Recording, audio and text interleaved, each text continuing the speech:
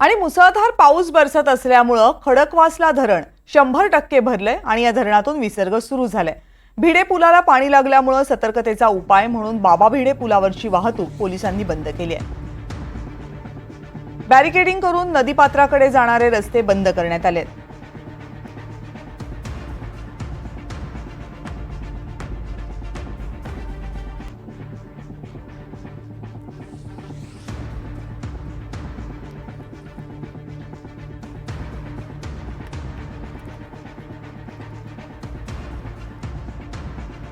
आपले प्रतिनिधी रेवती आत्ता आपल्या सोबत आहेत पुण्याहून। रेवती, आत्ताची काय परिस्थिती आहे पुण्यातल्या पावसाची आणि एकूण नदीकाठच्या परिसराची?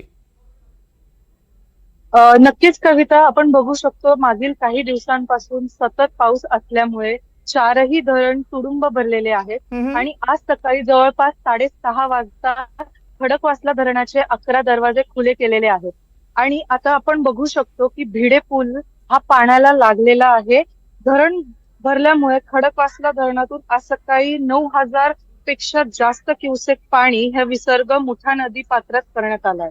पाण्याचा हा विसर्ग सोडल्यामुळे बाबा भिडे पूल आणि शहरातील नदी पात्र पाण्याखाली यायला सुरुवात झाली पाहायला मिळते।